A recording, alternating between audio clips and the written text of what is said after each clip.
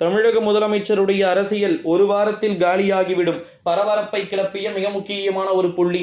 இதை பற்றித்தான் இந்த வீடியோவில் நம்ம பார்க்க போகிறோம் நண்பர்களே. தமிழக முதலமைச்சரை பொறுத்த வரைக்கும் 2024ஆம் ஆண்டு நாடாளுமன்றத்துடைய தேர்தல் என்பது அவருக்கு மிகவும் முக்கியமானது. ஓகேங்களா? இந்த ஒரு சூழ்நிலையில தான் தமிழக முதலமைச்சருடைய அரசியல் அப்படின்றது ஒரு வாரத்தில் முடிகிறதுக்கான வாய்ப்பு இருக்கு அப்படின்னு சொல்லிட்டு சொல்லி இருப்பதற்கான காரணம் ஏகப்பட்ட விஷயங்கள் பாத்தீங்கன்னா இருக்கு. சம்திங் ராங்கா இருக்கே.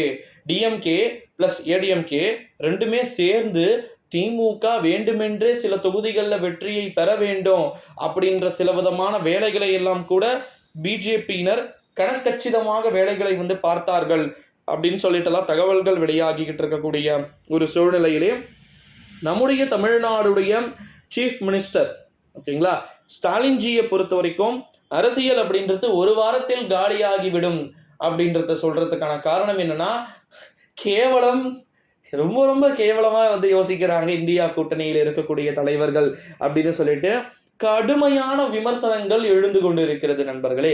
என்ன ப்ரோ இவ்வளவு ஓவரா ஆஷா பேசுறீங்க அப்படின்னு சொல்லிட்டு கேட்டீங்கன்னா, தேர்தலுடைய முடிவுகள்ல 200 தொகுதிகளுக்கு மேல காங்கிரஸ் தனிப்பட்ட முறையில காங்கிரஸ் பிளஸ் கூட்டணி கட்சிகள் எடுத்தாலும் கூட ஒரு கடவுகள் இருக்கலாம்.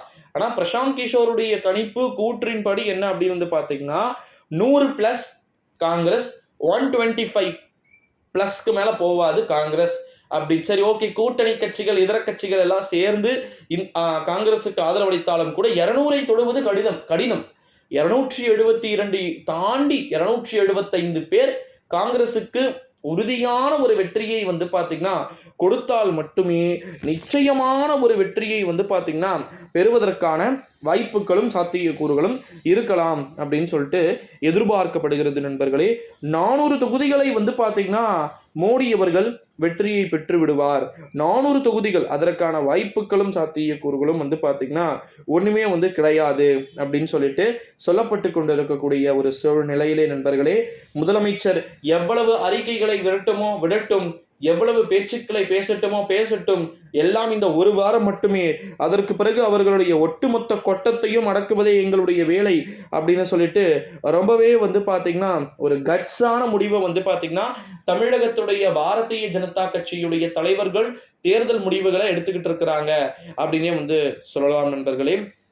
அரசியல் நாகரிகத்தை பொறுத்த வரைக்கும் தெரிந்து கொண்டாட்டங்களுக்கு தயாராகுங்கள். ஜூன் 4ஆம் தேதி கொண்டாட்டங்களுக்கு தயாராக இருங்கள் அப்படின்னு சொல்லிட்டு இன்னைக்கு தேதி மே 30.